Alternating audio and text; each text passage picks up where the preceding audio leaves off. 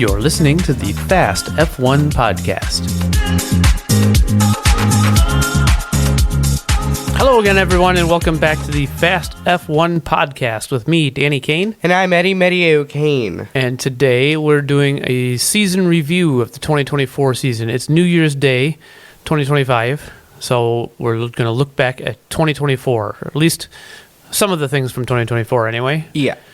We're going to review some things, make our own opinions on a couple things, and then talk about some big announcements. Okay, well, what's first on the list? So the first one on the list is the best moment of teamwork. Best moment of teamwork. So do you have an opinion on one? I think I do.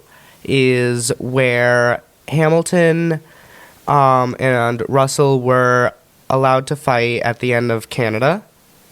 Okay.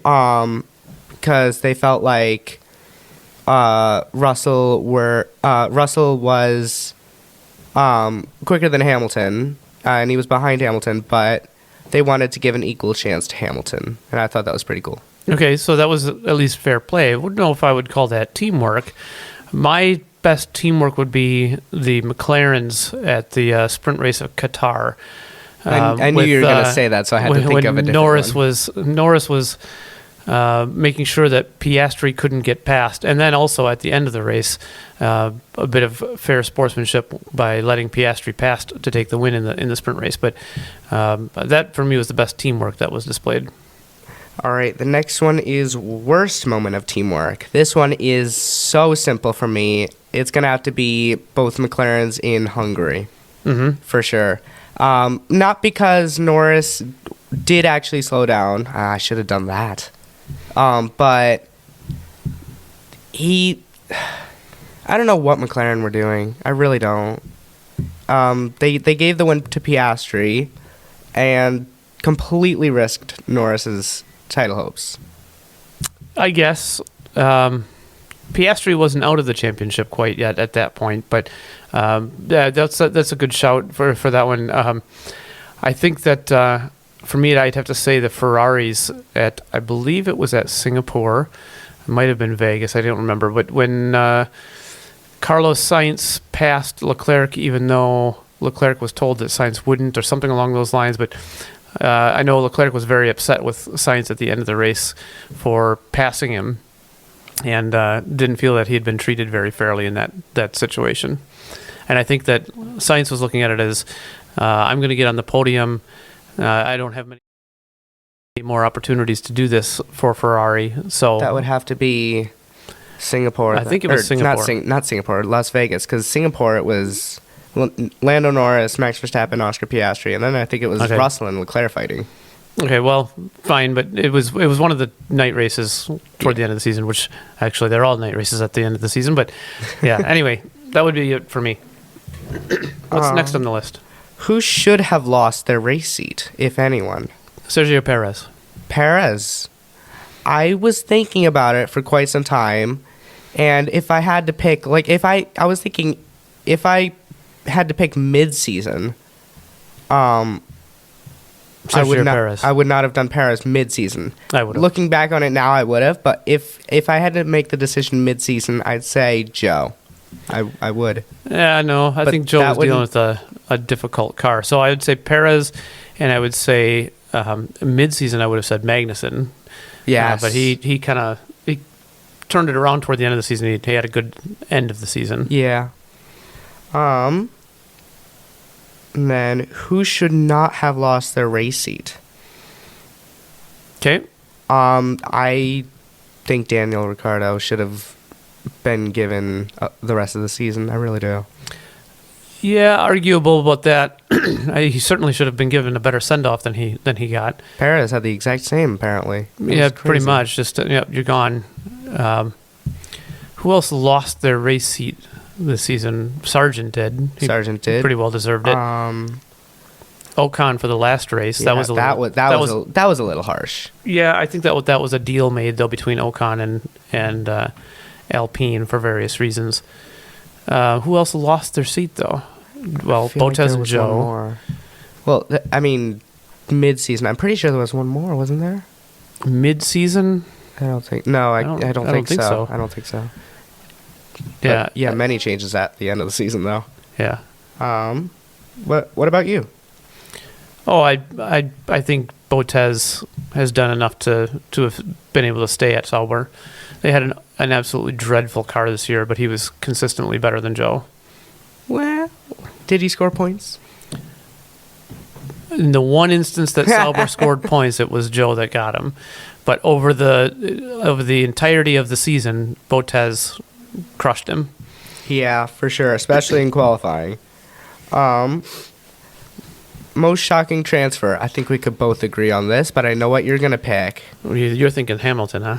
I am thinking Hamilton, but this is most shocking transfer in general, so you can say Hamilton. I'm going to say someone else. Oh, I wouldn't have said Hamilton. You wouldn't have said That actually Hamilton. didn't surprise me when that was announced. Who would be yours? Lawson to Red Bull Really? for 2025. That one surprised me. More surprising than Antonelli? Oh yeah, for sure. The one Lawson to Red Bull surprises me for one because they replaced Perez, and in my opinion, neither Tsunoda or Lawson or Ricciardo showed that they are going to do any better than Perez did. Well, And as much as I think Perez didn't deserve his seat, I don't think any one of those three do either. I think Carlos Sainz should be in that Red Bull. I totally agree. However, But like you said if I were to have to pick between Ricciardo, Lawson, and Tsunoda, I would pick Tsunoda every day of the week. Yeah. I think he over the course of the last 2 years, he has shown consistently that he's been the best Red Bull junior team driver between De Vries, Lawson, Ricciardo. He's beaten all of them. Yep. And like you said last time, it really doesn't actually matter who Verstappen's teammate is because he's going to crush them. Well, in all likelihood, because Red Bull built the car for Verstappen, and so anyone else who's there is just that they're having to put up with the car being built for somebody else, and they have to accommodate that. And there was something I was going to add about that. I don't remember what it was. I have two, if that's okay, because I thought you were Go going ahead. to say Hamilton, so I'm going to start with Hamilton. Massive transfer. We don't even really need to say more than that. It's the greatest transfer ever. No, I don't think so. I honestly, it didn't surprise me when it was announced. It really didn't. Well, then again, Schumacher to Ferrari, he only had 2 championships at the time. And Ferrari was still the greatest of all time at the time. Right? I'm not sure, I but don't know if McLaren were better at the time. either way, Hamilton, he had hinted at a Ferrari switch a few years back. Yeah, I don't know. For some reason, it just didn't shock me in any way that Hamilton would want to drive for Ferrari at one point. He owns several Ferraris. He's been close with that. I thought you were about company. to say he owns Ferrari. No, he's owned several Ferraris. He's been close with that company in general over the years, in terms of as a customer. It didn't shock me at all. My second one is not a driver. Okay. Adrian Newey. Massive surprise. Yeah, I mean, I guess it didn't really. It kind of surprised me that he left Red Bull. I'm surprised when he he didn't said go to that he was Ferrari. leaving Red Bull. It didn't surprise me that he went to Aston Martin because I think Ferrari was a closed door for him. I don't think he would have been happy there because for various reasons. But he also had stated that the 3 things that he wanted to do in his career were work with Hamilton, work for Ferrari, and work for Alonso. And since Hamilton was going to Ferrari and Ferrari wasn't going to have him, it left him with Alonso. So it wasn't surprising to me that he went to Aston Martin. There were a lot of rumors, though, on Ferrari at first, for a long time. At And first, then- but rumors are always rumors. Yeah, they are, aren't they? Shocking stats. So, what are some fun little stats that we think are absolutely crazy in a good way, in a bad way? McLaren's reliability. They had 0 reliability problems all season long. Yeah. more so on that, Piastri finished every single lap, which means he finished every race on the lead lap. And all of the sprints as well. I'm on the lead pretty lap. sure, yeah. Yeah. That's crazy. And even though Norris didn't finish at Austria because of the crash, he was still classified. He was. Technically, he finished every race as well. They both scored top 2 in most laps completed. Yeah, That's that was the insane. only mechanical failure the entire year is when the mechanics were ripped off the car. You know, yeah. the components were ripped off the car in that crash. Yeah. Can't hardly call that a mechanical failure. Yeah. Another one, of course, Russell and Verstappen tying for pole at Canada. That's insane. Oh, yeah, I forgot about that. I know, it seems like so long ago. Did Russell get that? Russell got it. Okay. But it was, I remember watching that live. I was extremely ecstatic. I was like, what do I do? Yeah. What else? What else you got? Well, there's all of Perez's awful stats. Yeah, Perez was pretty far off of Max all season long, and there's all kinds of statistics about how many points he received versus the number of points other teams received and whatnot. Yeah, he did pretty bad, especially the second half of the season, which was when he was supposed to get better because he had his contract. Yeah, he did. And then, well, now he doesn't as well. Right. I was pretty shocked to actually see when he actually at first was given a contract for 2 years. I was very shocked by that. Yeah, that one surprised me as well that they extended his contract. But Yeah. then when it kind of slowly came out that, well, he's got a contract, but there are clauses in it so that Red Bull can get out of the contract. Then it was like, okay, well, yeah, they gave him a contract to try and settle his mind, but he's not really actually secure. And as we found out, he wasn't secure because he's lost his seat. Yeah. The only other stat that I have, it's not really insanely crazy, but I'm surprised that the entire season, really, technically Norris was actually very good. Bahrain was technically his worst race of the season. Saudi Arabia, actually no, Saudi and Bahrain. Australia, he went up to third place. We were like, okay, cool, good for him. Yeah. Japan, he was pretty decent. I'm pretty sure he scored 5th or 4th. And then in China, he scored 2nd, and he scored pole in the sprint. Mm-hmm. And then ever since then, after he's won in Miami, he's been in the title fight. Yeah. And the entire time, he's never led the championship once. Yep. So, yeah, it was certainly an exciting season. 7 different winners, 7 different multiple race winners. There was a point in the middle of the season where it had been like 7 or 8 races in a row with 0 safety cars and 0 virtual safety cars. Yeah, that was from Canada. I think we noticed in Singapore. Yeah, the last one was Canada. It was were a like, ridiculously goodness. long time, which was impressive. Oh yeah. There were a number of races that didn't even have a single local yellow flag in all of that as well. Yeah. Which is equally impressive. I mean, we had a virtual safety car near the end of Azerbaijan, but it was. Yeah. Some of these last couple of races were quite boring, but it was. Brazil wasn't. Brazil definitely was not. It was a great season, one of the best. Yeah. The next one is. Or our last one of this part is the driver and team championship predictions. Okay. So in the end, I predict that Max Verstappen won. you did predict that Max Verstappen would win the championship. Well, that's not what I meant, but okay. Well, you're predicting it for next season? No, I'm predicting that's what I predicted last season.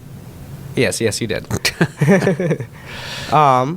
So yeah, you got that right. Very boring, but you got it right. It was not that difficult a prediction, really. And then you got It was closer than I expected it to be. yeah, and then you got Red Bull for your constructors. Got Nope. that one wrong. I'm surprised both of us chose different constructors, They didn't even but get neither second. got right. Yeah. I chose Ferrari for my constructors. I didn't realize this at the time. They got close. I actually chose Sainz as world champion. He finished 5th in the end, yeah? He did, but now looking back at it, he was third withdrawn first, third in the first 4 races. That's really good. Yeah. Especially for Sainz. But in the end, no. Okay, what else you got? So the final thing is our predictions. So we made these, I know at least before China, because China is when Alonso re-signed for Aston Martin. Okay. So I have our predictions for the silly season.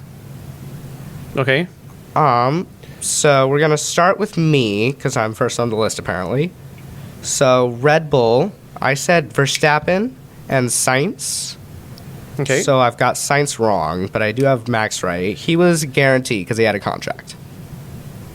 Verstappen was. Yeah. Yeah. Well, that doesn't surprise anybody that he's still there.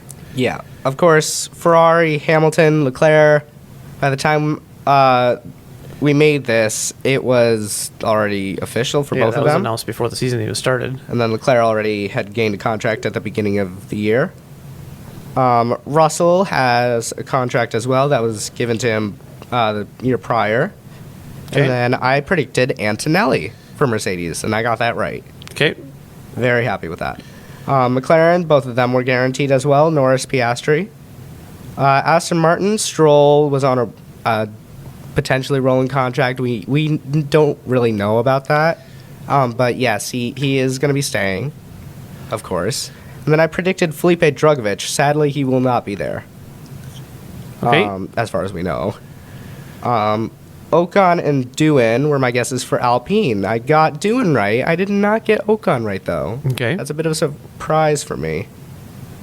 V-Carb, I said Tsunoda and Lawson. Now looking back at that, that is not right anymore for Lawson. So I'm going to have to recount these.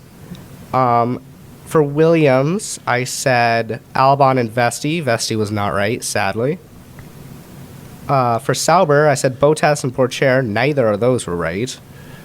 And then Haas, I said Magnussen and Behrman. I got Behrman right, but not Magnussen. So that would be one for Verstappen, one for Hamilton, one for Leclerc, one for Russell, one for Antonelli, one for Norris, one for Piastri, one for Stroll, one for Doohan, Tsunoda, Albon,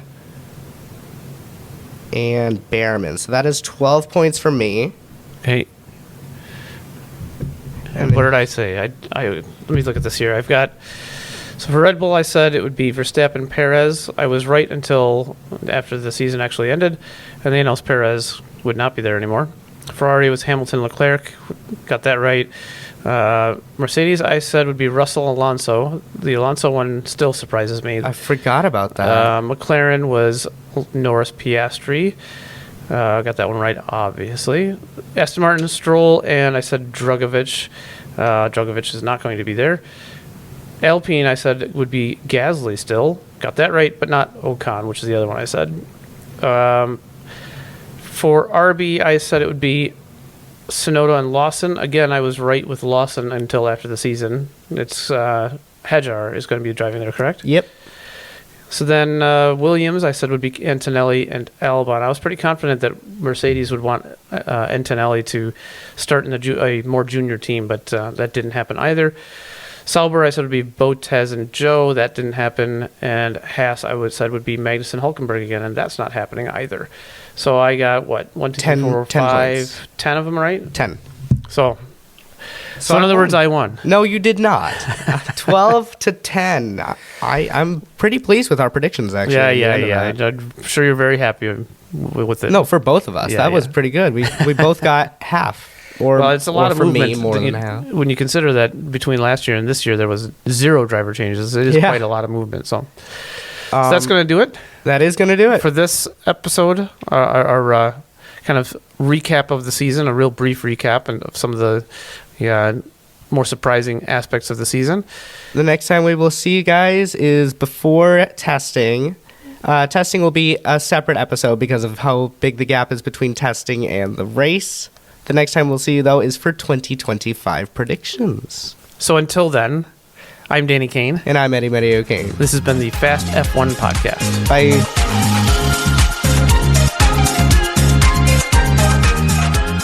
Fast F1 is produced by Danny Kane and Eddie Meteye-O'Kane. All rights are reserved. Music is performed by Alex Zavesa. Thanks for listening.